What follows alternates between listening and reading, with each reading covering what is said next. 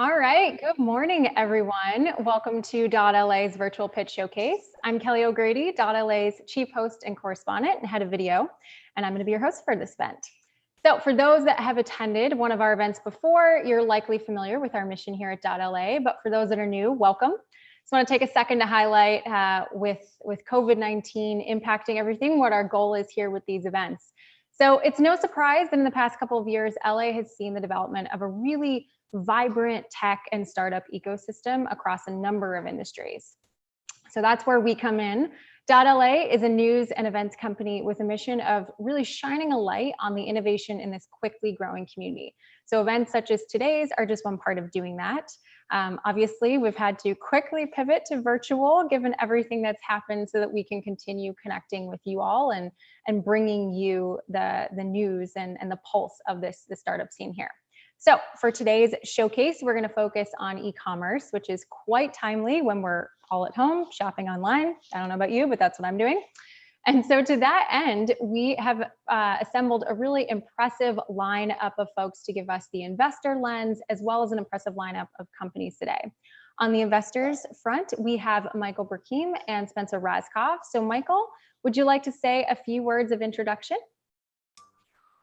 Hi, I'm Michael Broukhim. I'm the co-founder and co-CEO of FabFitFun. I'm an LA native, so very excited about .LA and the new media company here on the scene. Excited to learn about these startups. I've been doing angel investing for about a decade and have done a handful of e-commerce investments that have gone really well. So looking forward to meet the great companies today. Great to have you here, Michael. And Spencer, want to introduce yourself as well? Hi, everybody. Spencer, co-founder and chairman of .LA, founder of Zillow and Hotwire, LA native, active angel investor. Been doing this for a long time. A lot of e-commerce, a lot of marketplace businesses, some B2B SaaS, and excited to be here. I typically invest at the seed or sometimes pre-seed or Series A rounds, usually 25,000 to 250,000. And usually invest alongside other angels or sometimes early stage venture funds. All right, great to have you here, Spencer. So I'm also thrilled to introduce the three companies that we're going to be highlighting today. First up, we have ettitude. Co-founder and president Kat Day will be telling us about ettitude, which is a sustainable lifestyle brand offering home essentials that are soft on your skin and gentle on our planet. And we're also going to be hearing from Robert Luo, founder and CEO of Terro, which rescues food waste and re-engineers it into sustainable fibers that can be used for fashion, medical, and packaging industries. And finally, we have Audra Huffmeyer, the co-founder of Aptitude, a fashion-forward fitness accessories company. All right, few housekeeping items before we jump in. All attendees are going to be muted for the duration of this session. So we're going to have speakers displayed on video throughout the discussion. Audience engagement and questions are encouraged. At the bottom of the screen, you're going to see a Q&A, raise hand, and chat function. So please feel free to get on the fun, submit any questions that you have in the Q&A section. If we have time, we'll field those to our founders here. A recording of the session is going to be posted on the .LA website by the end of the day. And please make sure to sign and subscribe to our .LA newsletter to catch every headline. So each company is going to present for roughly 10 minutes, followed by 10 minutes of questions and discussion with our investors. This is a showcase. There's no winner or loser, but instead we're focused on highlighting some really innovative companies for you and giving you a window into what the process of pitching to elite investors is like. So without further ado, let's get started. Ettitude will be up first. Kat, take it away. Thank you so much. I'm just going to start sharing my screen. And let's see. I'm going to present this. Slideshow. Perfect. All right. Can everyone see this? Okay. Can you hear me? Yep. Okay, perfect. So hi, everybody. My name is Kat Day. I'm the co-founder and president of ettitude. Ettitude stands for eco-attitude. We are a direct-to-consumer brand addressing one of the biggest challenges for humanity today, climate change and pollution. And we are doing this with innovation in textiles. Today, we focus on home goods, making the world's softest and most sustainable bed sheets, sleepwear, and bath towels. We developed a new generation bamboo fabric that feels luxurious to the touch, keeps you cool at night, and makes you sleep better. After sleeping on Ettitude, customers replace all their cotton sheets and purchase on average 3 bedsheet sets with us. And on top of that, the fabric is the most sustainable on the planet. We look up to amazing brands in different categories like Patagonia, Reformation, and Allbirds that have disrupted their respective categories, and we're focusing on the home category. What we notice in the bedsheet space is that there are plenty of conventional cotton brands. Unfortunately, cotton is one of the most polluting industries. It has questionable ethical standards. The quality is on average, kind of average or below. Cotton in general traps moisture and can cause allergies. So it's not good for the planet and it's not the best for your own wellness. Then organic cotton brands that have come out recently, they're definitely much better for you in terms of wellness. They don't use pesticides and fertilizer to grow the cotton, but it's much more expensive. Unfortunately, it's also not very sustainable for the planet because it requires more water and more land than conventional cotton to get the same yield. Another issue in the industry is that there's no product differentiation. They are literally making the same product in a handful of factories and just slapping their own branding and their own label on top of the same old product. And you've heard of a lot of these brands. And the previous alternatives to cotton were linen or silk, which are incredibly expensive. They're certainly potentially soft. Some of them are hypoallergenic. Linen keeps you cool at night and is easy to care for. Silk, for instance, is very soft and hypoallergenic, but keeps you really hot at night and is extremely expensive, plus their cruelty consideration. Our solution is a game changer for fabric. Our proprietary fabric is called clean bamboo.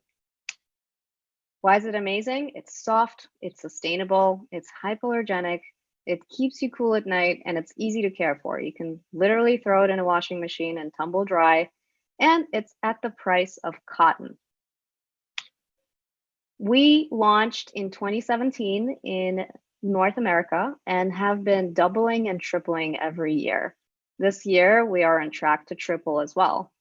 This May is actually 12x 24 months ago. Our unit economics are also very healthy. Our business is to be sustainable and not rely on too much external funding. Our AOV is 180 and we break even on first purchase. The reviews are outstanding. People say, like Goop, they're the softest sheets we've ever tried. Gwyneth Paltrow herself is said to be a fan. Birdie says it's my favorite anti-aging pillowcases. Why do they call it that? Because actually it's comparable to silk. And there's a huge trend right now in beauty for silk pillowcases, et cetera, to keep your skin smooth and your hair, preventing frizz, and keeps you cool at night, feels so soft to the touch. Customers say they're comfortable, help me sleep better, high quality product made with the cleanest and healthiest materials. So those are the main aspects. It makes you sleep better, but on top of that, you know that it doesn't use any harmful chemicals and it helps the planet. A little bit about our team and how it all started. Phoebe, who's the founder and CEO, spent more than a decade in the home goods industry, first in China, where she helped companies like Walmart and Target to source bedding products from Chinese factories. And then when she immigrated to Australia, she got a re-education on sustainability and climate change and realized how those big companies really had no interest in making the products cleaner or better for the environment. So she decided to start her own brand and her own product that would solve this problem. So she went back and spent about 5 years in R&D developing our bamboo lyocell fabric, which we brand named as Clean Bamboo. So that took a few years to make sure that it was soft and durable and cooling at the same time, and that it was able to be dyed with non-toxic dyes and basically be incredibly functional and beautiful at the same time. So that took a few years. and the company started to get organic traction in Australia. So then she started noticing that even customers from the US were finding the company on social media and were willing to spend $40 to have the product shipped to the US. So that's when she realized the US is a big opportunity with 15 times larger population size. And in general, the global market was ready for a product like this. So she was looking for a strong partner to help her scale globally. And my background is I have more than 10 years of experience in scaling direct-to-consumer brands. Prior to joining ettitude as co-founder, I actually started my own company, also Subscription Box, which is a food subscription box that sends you food from around the world called Try the World. I scaled it from 0 to 14 million revenue in about 3 years. We were named the #3 fastest growing company in New York back in 2017. It was acquired in 2017. And after that, I started to advise direct-to-consumer brands, especially with wellness angle or a sustainable mission angle. So I was looking for an amazing breakthrough product that could really change a huge industry in a positive way. And that's how I found ettitude through AngelList. When Phoebe sent me a sample of ettitude bedding, I fell in love with the product. I had the best sleep of my life, and even my husband fell in love with it, and he's the one who actually convinced me to join the company. He loved sleeping in ettitude and realized it was incredibly comfortable and so different from anything else we've slept on before. So that's how we met and started working together, and now our team is a global team. Our global headquarters is based in Los Angeles and LA with 8 full-time people, and we still have 6 people in Melbourne, Australia. Our target customers are millennials who are urban residents and they're conscious consumers. And they love ettitude. As soon as they sleep on ettitude, they come back and buy more. They realize they can't sleep on cotton sheets anymore. They say it feels like sandpaper. So they come back and buy a second sheet set as soon as the first one goes into the laundry. They know they need to rotate. And then they come back for more, whether for themselves or for friends and family. And we also have other products that they love as well. They are asking us to create more products that they can actually use in their home, in their life. Anything that touches their skin, they know that our fabric is superior in terms of feeling, and they know it's good for the environment. So we now make bath towels and bathrobes, as well as sleepwear and other types of apparel and accessories. And so how do we grow?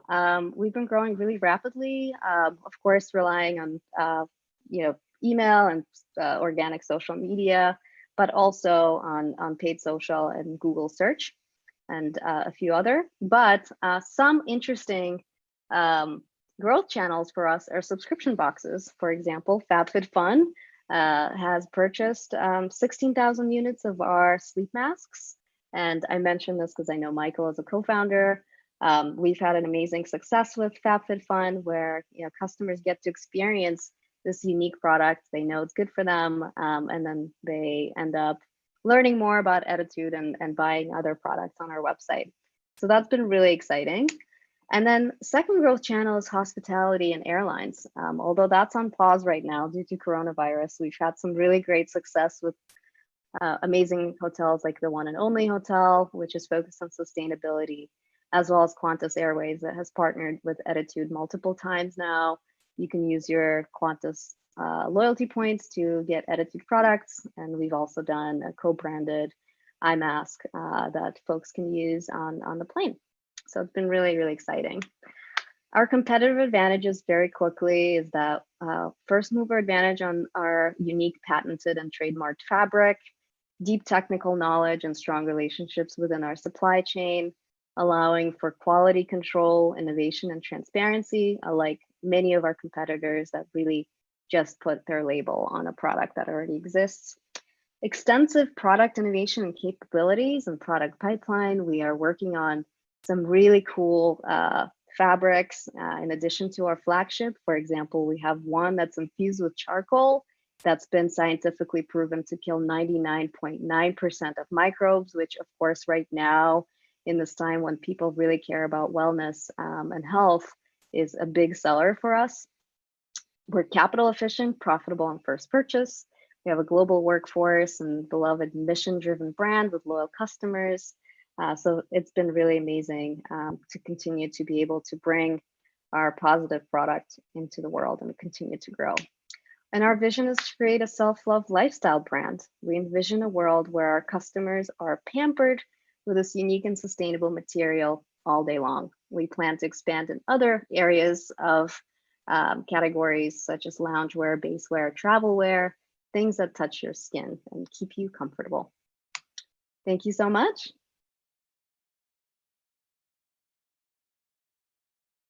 All right, Michael, you want to kick us off with questions? Yeah, Kat, well done. Very impressive company, and thank you for partnering with us at FabFitFun. You know, I'd love to understand a little bit more. You know, I love a good materials story. I think in direct-to-consumer e-commerce, it's always figuring out what the core product innovation is, and you know, when it comes to sheets, obviously the material is really key to that. And defensibility is always kind of on my mind, but it sounds like you have a little bit of an answer to that with some sort of patent there. So I'd love to just hear a little bit more about what's kind of proprietary and what's protectable here, and how you do that staying defensible over time. Absolutely. So our fabric technical name for it is bamboo lyocell. Lyocell is a process of using closed loop production. So, and then on top of that, we don't use any toxic chemicals in the process, which unfortunately gets used a lot in a lot of textile production. So we use an organic solution in the process, and everything is recycled. So we save thousands of gallons of water per bed sheet set. So that's the process that's interesting. And then the proprietary part is the application of the process to bamboo as the raw material. So there are other lyocell fabrics, but they use trees as an input. So you might have heard of Tencel, like Allbirds, for instance, will use trees, the tree shoes that they have. So that's Tencel. So trees are less sustainable than using bamboo, given that they take decades to grow, versus bamboo is one of the fastest growing plants in the world. It grows up to 3 feet a day, certain species. And on top of that, it's actually an amazing carbon sink. It sucks up more carbon from the atmosphere than most other plants. And it's named number 35 solution to climate change by Project Drawdown. It also helps to regenerate lands. It doesn't require, you know, lots of water or irrigation or labor, et cetera. So that's why it's sustainable. In terms of defensibility and what the patent is it's actually on bamboo lyocell itself. And we have the exclusive distribution agreement with the factories that have the technical knowledge. And it's actually a chain of factories that Phoebe has put together to do different parts of the process. And I'm happy to share a little bit about that. Essentially, you know, there's the where's the manufacturing? It's made on the East Coast of China. So everything's actually ethically produced as well, supported by third-party certifications. For example, the WRAP certification, which makes sure that everything is done ethically. So there are multiple parts of the process. The first part is taking the bamboo, the actual raw trees, which is actually grass, and turning that into fiber, which looks a little bit like a cotton ball. Then it gets spun into yarn, then it's weaved into fabric, and there are multiple types of weaves. We have multiple on our website as well for different functions and different feelings. Then we use special non-toxic dyes, and finally it's being cut and sewn into final products. Do you know what the market size is for soft goods in the US online and offline? And also any idea what happened through the last recession? Just kind of worried that purchases like bedding or robes are pretty discretionary and can be postponed or skipped altogether during a recession. It's a great question. So the size of the bedding market, which does not include mattresses, only the bed sheets, is 22 billion in the US alone. Online, of course, is a small part of that. It's mostly been sold in retail. And online is growing for sure now with multiple marketplaces offering sheets, as well as new DTC brands, which have opened consumers up to the habit of buying sheets online, which is fantastic. In terms of the current situation, we're actually seeing incredible growth in our business, as well as other home goods businesses online, given that, one, there's a shift from retail sales to online sales, but two, people are now more focused on their well-being at home because they're spending so much more time there. So there's definitely a big increase that we're experiencing. And you mentioned, just to drill down a little bit on the repeat purchase. So putting aside the sampling from subscription boxes, like when someone gets a mask they didn't specifically pay for, when somebody comes in and buys first purchase on your site, then how likely are they to buy a second SKU? How long does that typically take? Like, what is that customer journey like across different products? Yeah, so we actually see a 30% repurchase rate, which I hear is a bit higher than on average in this industry. And the reason why is because, as I mentioned, the fabric feels so different and consumers feel an immediate difference versus anything they've experienced before. So generally, we see the first purchase coming within the first month, and then they continue to buy more, whether they have more rooms to dress their beds, or they want different types of products from us, let's say sleepwear or bathrobes or etc. So we've definitely seen a fairly high repurchase rate, which can only get extended with more products that we plan to launch.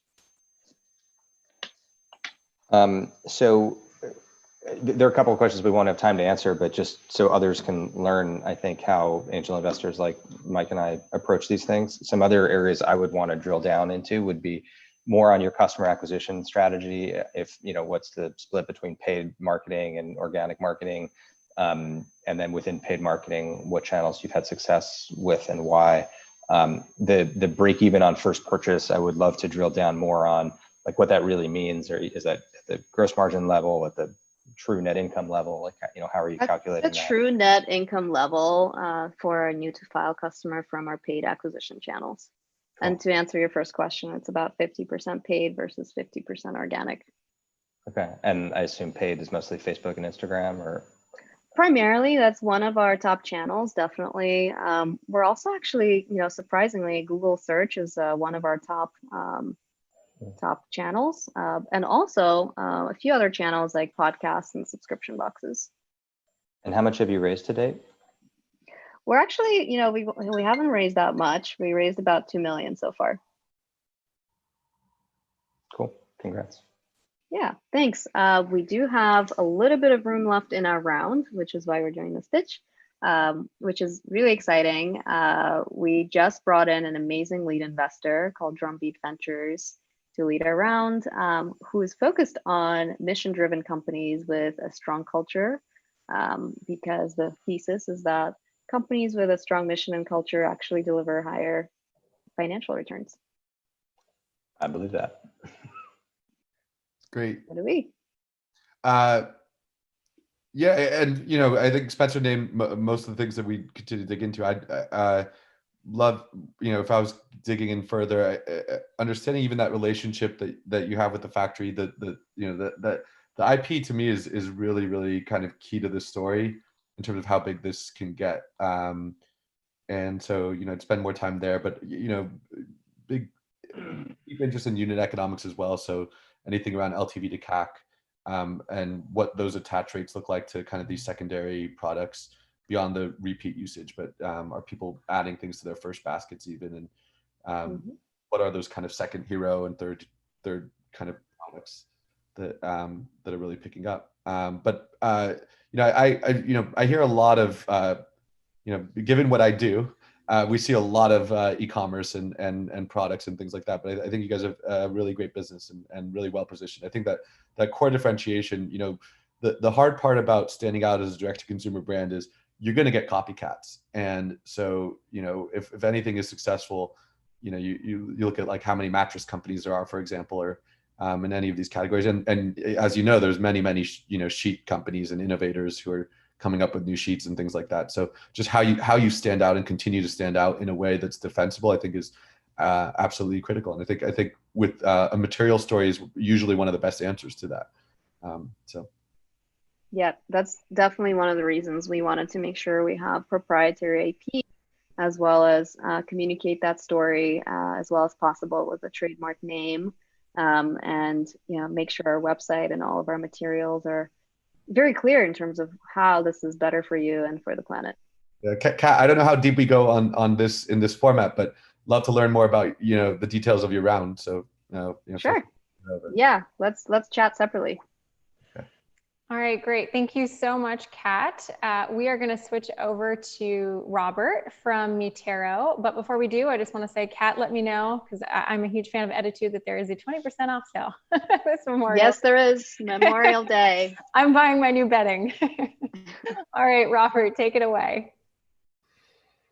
Thank you, Kelly. Let me share my screen with you guys.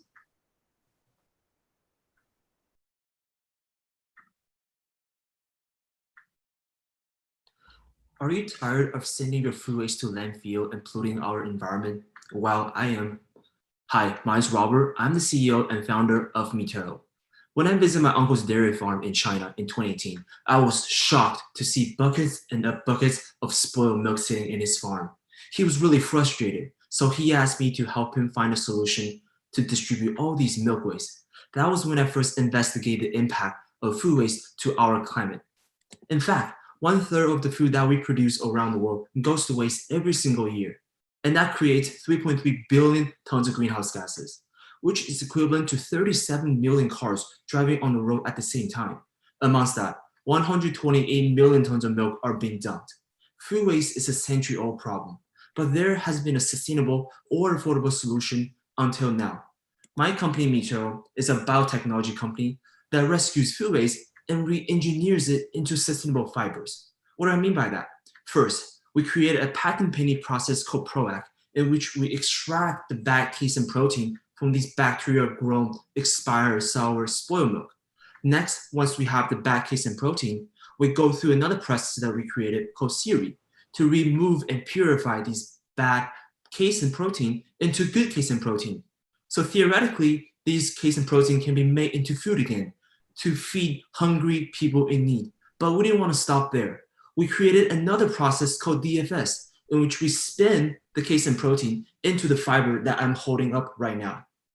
Currently, there are 2 types of fiber in the world, petroleum-based and plant-based. We are creating a third type, which is protein-based, made from food waste. Our fibers can apply to apparel, like the shirt that I'm wearing right now, bed sheets, medical appliances like face masks, and also food packaging film. Our goal is to replace petroleum-based materials with protein-based materials made from food waste.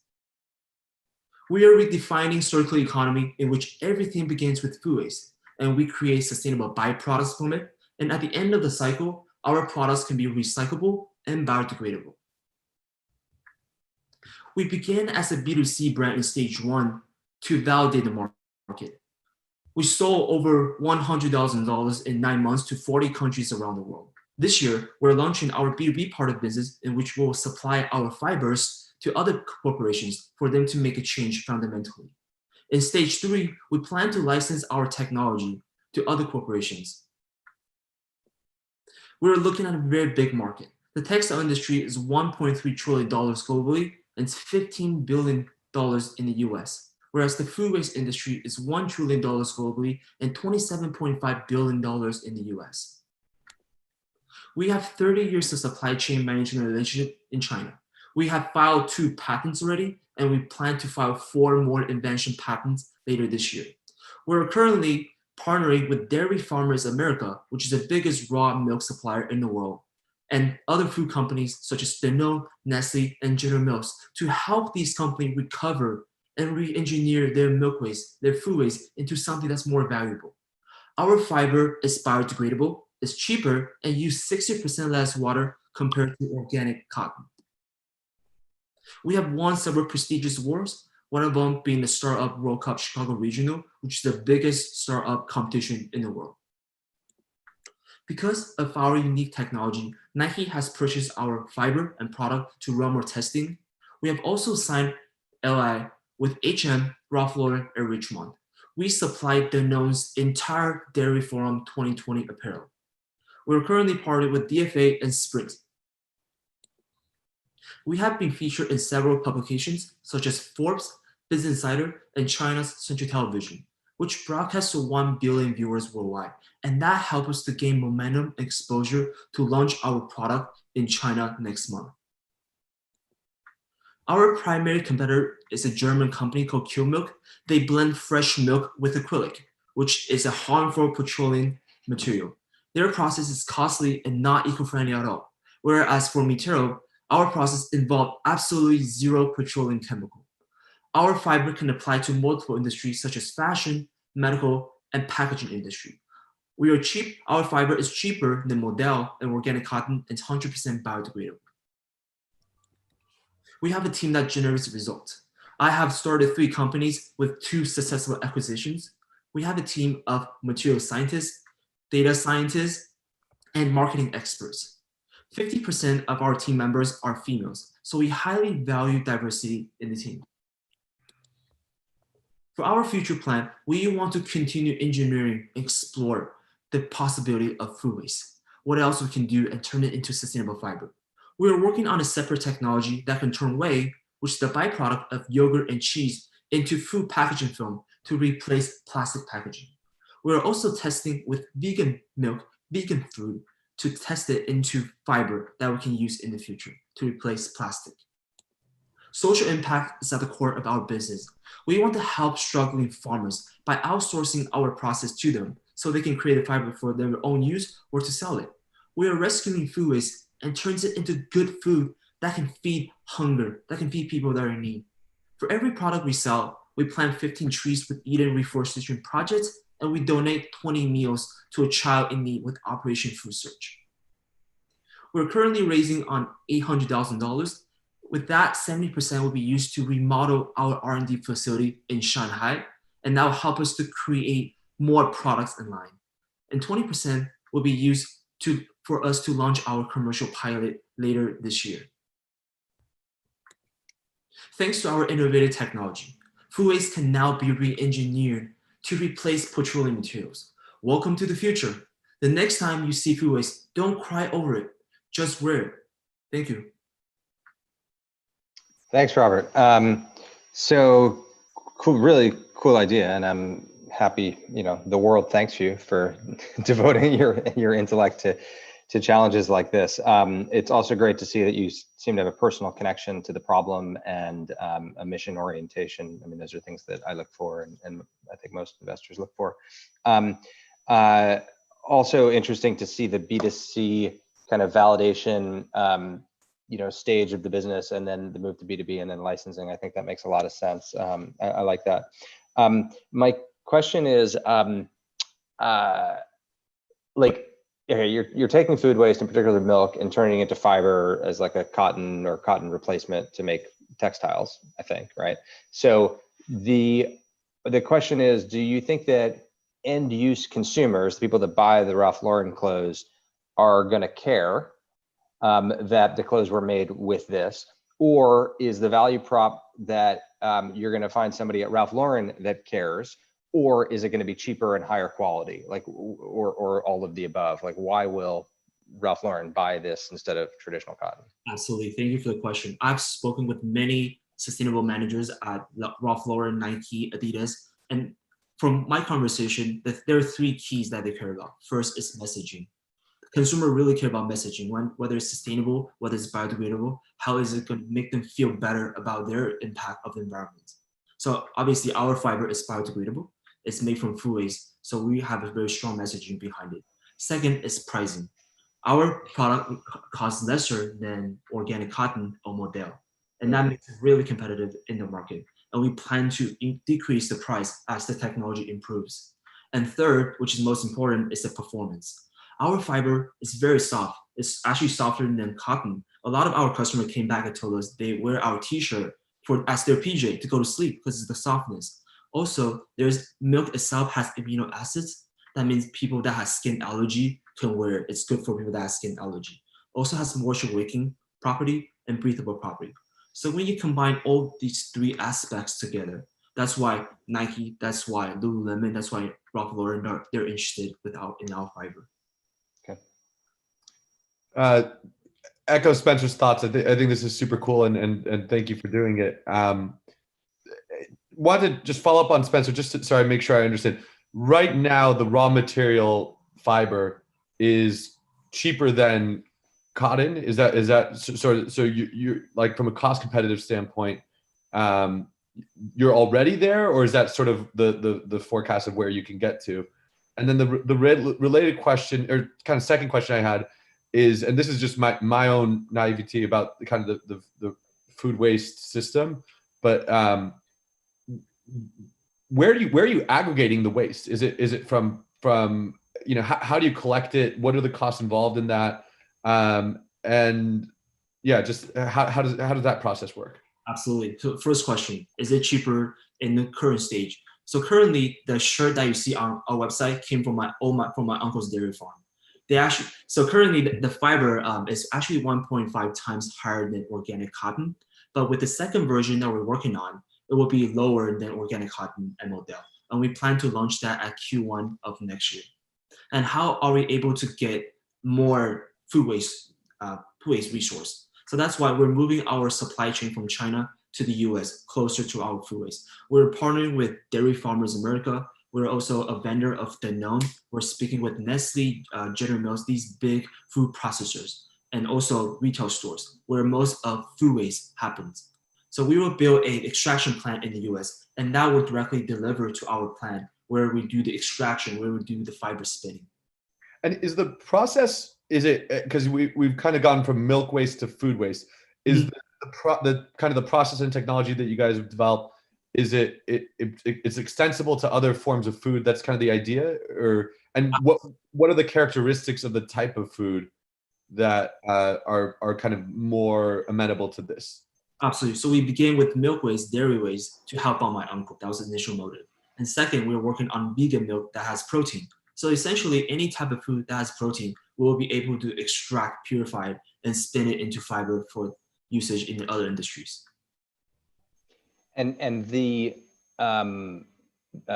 purchaser of this, Nike, Ralph Lauren, how will they communicate to the customer the environmental benefits of this type of, I mean, are they like, when you talk with these purchasing managers or whoever, they're like, oh my gosh, if the description on our website talks about how eco-friendly the fiber is, we're going to sell more? Or like, how are they going to communicate that? I couldn't speak on their behalf, but I would imagine the same way they do it with the recycled plastic. It's upside, and also the performance behind the fiber. Are you hoping to brand, is this like an Intel Inside concept someday, where in your perfect world, would Ralph Lauren have a thing in the tag that says, whatever the brand name would be, that says that the shirt was made with this technology? That would be very ideal, yes. Mm-hmm. I haven't seen, I mean, it seems like there's an opportunity for a lead, kind of like what LEED is to buildings, there should be to clothing manufacturing, which is some certification about the environmental footprint associated with manufacturing it. I haven't seen anything like that. Obviously, you would just be a part of that potentially. But anyway.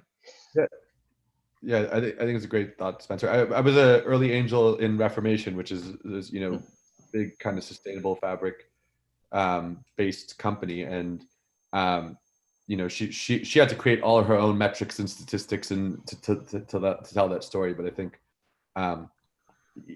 there's probably a potential partnership in there for you guys too. So that would be nice. Let's not limit our imagination to just fashion.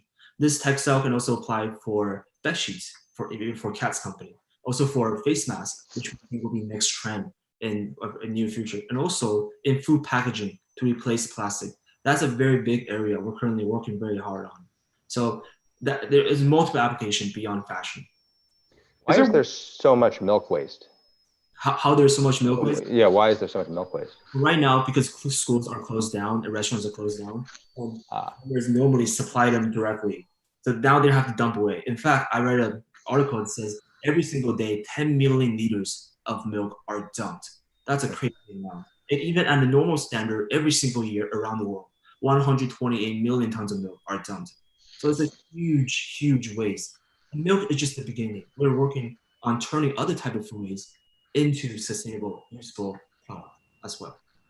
Is there a clear kind of leader in food waste? Like, is there one type of food that's most consistently, wasted and aggregated? Is it milk or is it something else? I'm curious. Is it? Yeah, I think the most wasteful is rice. But don't quote me exactly on that. That's a report that I read. Okay, interesting. Cool. And how much have you raised to date? We have raised $150,000. Wow, you did a lot with a little so far. You got a lot done for a small amount raised. Cool. Super cool, Robert. All right. Thank you so much, Robert. Really interesting to hear about the company. We have our final company coming up. We are going to have Audra from Aptitude tell us about her company. Take it away, Audra.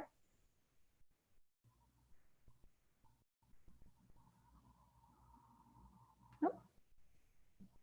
Perfect.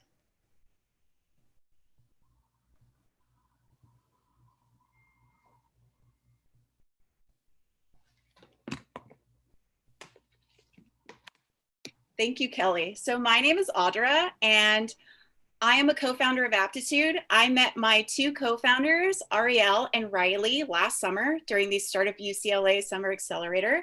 We were all solo founders of our own ventures, but we connected because we had a passion for fitness. We scheduled weekly female founder workouts during the program that have lasted until today.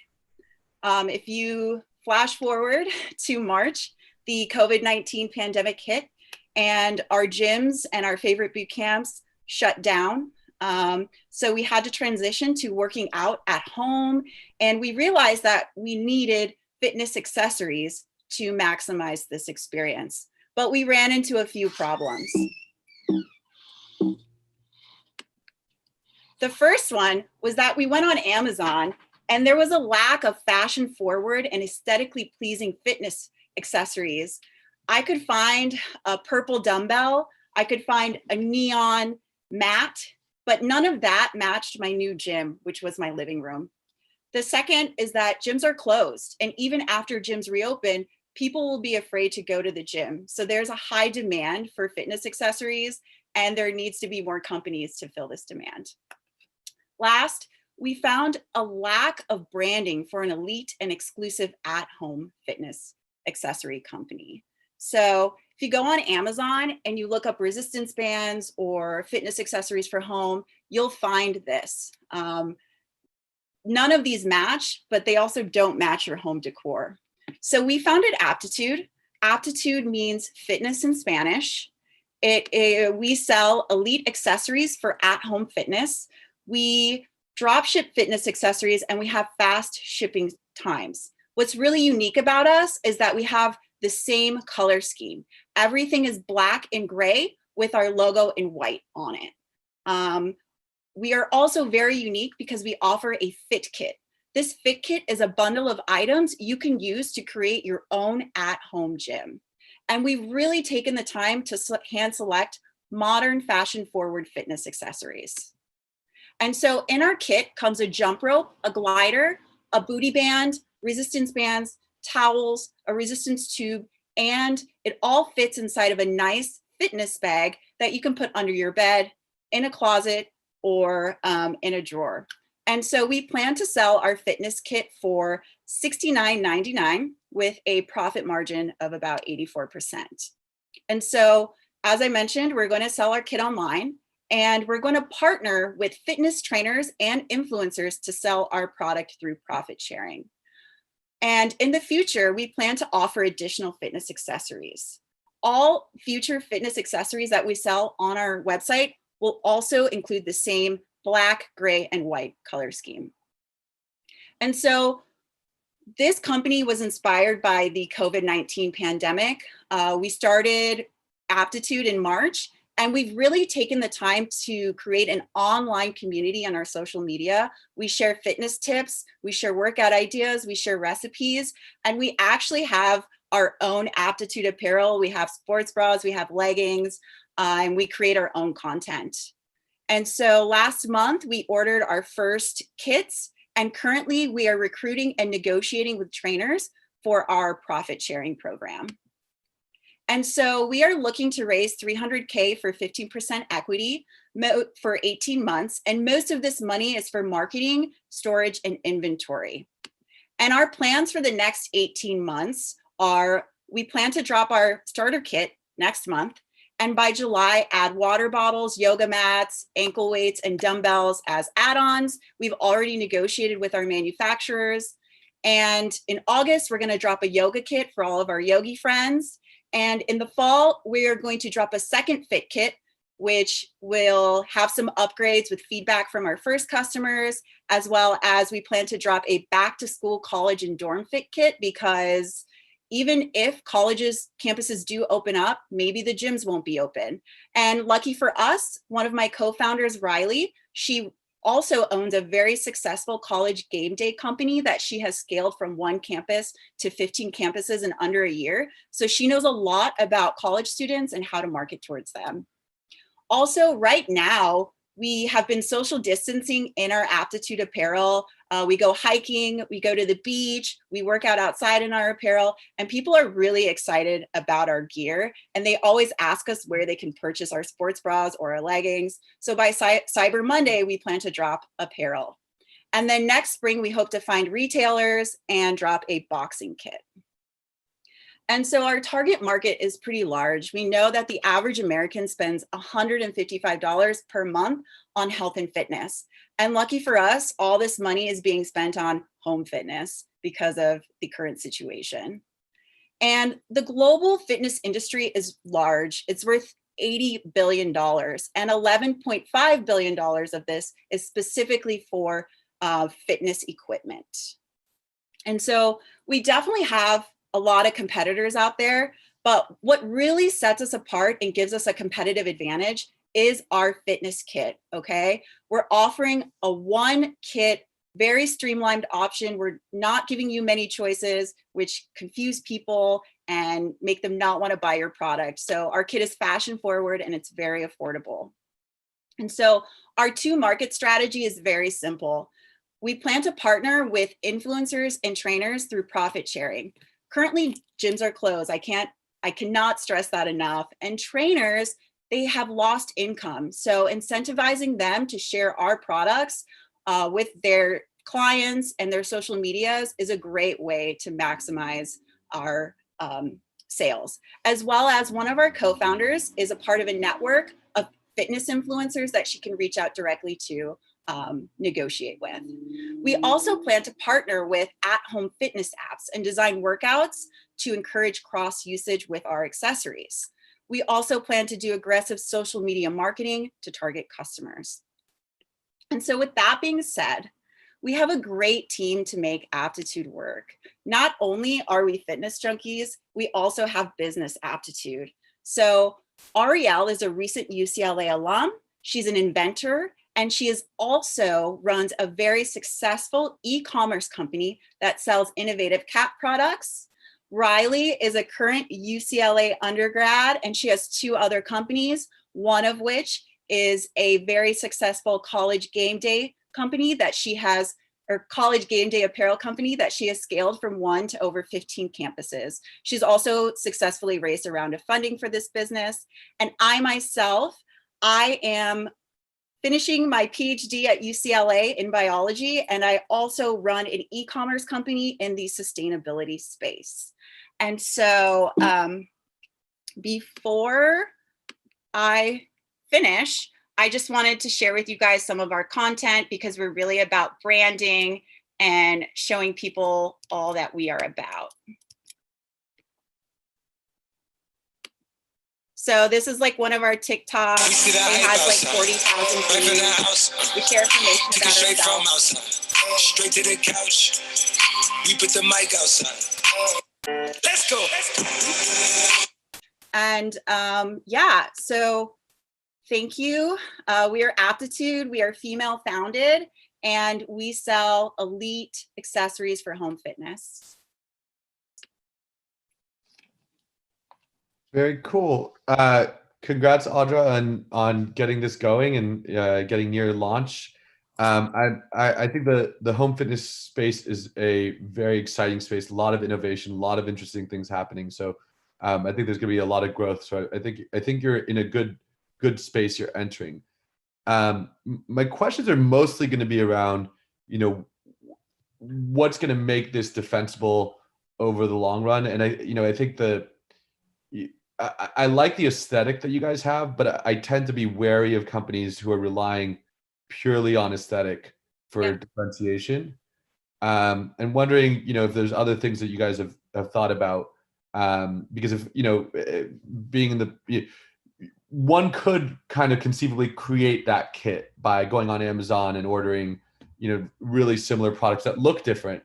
And wondering what else is going to kind of make me buy your kit versus any other kit. Yeah. So most companies, you can't go to most suppliers and get our color scheme.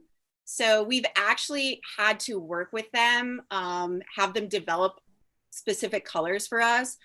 If you try to get resistance bands, they're going to come in 5 colors, like the Amazon photo I showed, and we have scales of gray. And so this is kind of a large, it's actually like a 4-month lead time because it's not what they typically sell. So that is really a differentiator. Like, we have homes that we're working out in. My gym is my living room, and people tend to care about having a purple band out or a neon mat.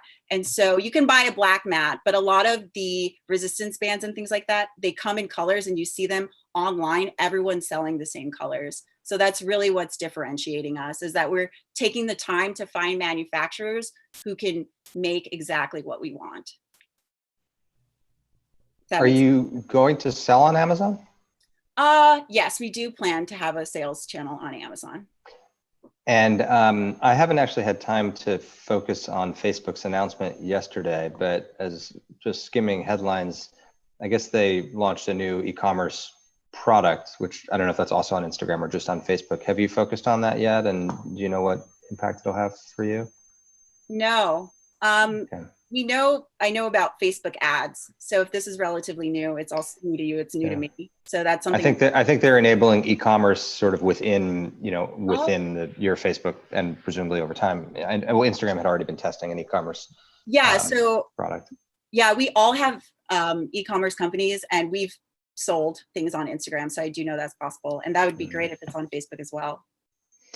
I think for me, the most interesting part of your strategy is the go-to-market through trainers. Yep. I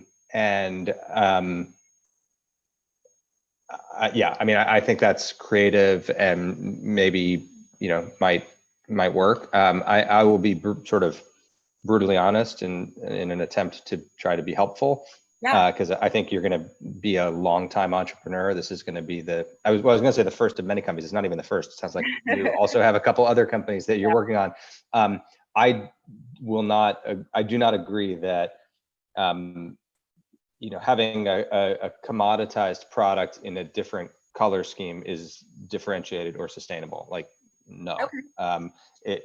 Maybe briefly or temporarily or something, but if these fly off the shelves and they're totally killing it, the random Chinese company that sells resistance bands on Amazon is going to come out with a gray color one and and copy your logo, and you're going to have a hard time competing with that. It's going to bring down your margins pretty quickly.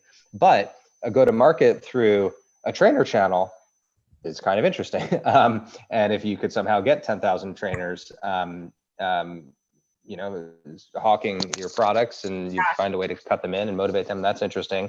And actually, I can't believe I'm saying this, but I actually think also a go-to-market on kind of a viral, social media savvy, scintillating brand, which is clearly what comes through in the visual imagery that, in your deck and on your social footprint. I think that's interesting. I think that's, has the potential to be differentiated. But the core product, I'm concerned that it's not differentiated. Yeah, I agree with you. And we're hoping that if we can get people in the fitness community to co-sign our product, that would give us a boost and create like a long-lasting brand. Yeah, I tend to agree with Spencer. I think and I'd be wary, and because we do a ton of influencer stuff at FabFitFun. So I think it's a compelling go to market, but without some core differentiation, I think it's just going to be hard to get the type of economics to really build a long-term enduring profitable business. What the path that I'd encourage you to explore looks like you guys are great content creators. Yeah. And I wonder if the box plus content kind of idea really works. The product plus content, in some ways, like you think of Peloton. Why does Peloton work? It's because people are spending all this money up front, and then they feel like they spent that money. They might as well keep paying for the content along the way. Yeah. And you look at things like Kayla Itsines and Chloe Ting and some of these kind of online fitness phenomenons. And if you feel like on your team you have that DNA, rather than keep launching more and more commoditized products, I think I would lean into if there's a content strategy where by buying the kit, you unlock this universe of content. And potentially you could even, you get your first year of, aptitude content along with the kit. And then after that, they're opted into a renewing membership of some sort. And if you guys have that sort of social media credibility and that content creating kind of energy and which is just, it's a gift. Some people have it, some people don't. If you guys have it, then I think that's really what's proprietary. Yeah. And the product is more of a it's like a razor cartridge model where you're getting them to buy the razor, right? Like it's an easy way to kind of, because some people might have a hard time subscribing to content, but by buying cheap product, that might be the entry point to a content universe. So I didn't really encourage you to think about maybe adding that layer into. Well, there's a good analogy within the fitness space, which is the kind of celebrity that certain trainers have. I mean, why do you go to a particular spin class or a particular Peloton class or whatever? It's because it's the same bike that you're riding and you're still going to burn the same number of calories and go the same mileage. It's because you're enjoying the content and connecting with that influencer, either in person or on video. So, that the two times I perked up were hearing about early viral success on TikTok and social, and go to market with trainers as potential sellers of your product. Looks like Kelly's back to potentially give us the hook here. Should we throw it back to you, Kelly? Oh, you're muted. And I'm muted. Great. Thanks, Audra. Thanks so much. Thank you so much, Audra. So that is going to wrap up our showcase, folks. Thank you so much to our investors, Michael and Spencer, for your time and expertise. I found it fascinating to get a window into how you think about investing in the e-commerce space that is taking up so much of my money. So thank you. Thank you so much for your time. Thanks for having me. Thank you. And thank you to our three companies, ettitude, Terro, and Aptitude, for sharing the really exciting things that you're working on. And thank you so much to you, our audience. We're thrilled to continue connecting with you and bringing you the best in the LA tech, media, and startup space. So if you want to connect with any of these companies, contact information is going to be available in the write-up on our website later. And if you want more content from dot.LA, go check out our website, sign up for our newsletter, and follow us on social media at dot.LA to get our exclusive video content and our daily updates. And so finally, if you enjoyed today's event, we have more for you. Our pitch showcase is something that we do every other week, and we run strategy sessions every Tuesday at 11 a.m. Pacific. And we are also hosting dot.LA Convenes, a speaker series focused on empowering women in tech, next Thursday at 11 a.m. Pacific. And so, yeah, sign up on our website, follow us, and we'll be bringing you more content. So that's it for me. Thanks for tuning in, and thank you again to our investors and our presenters.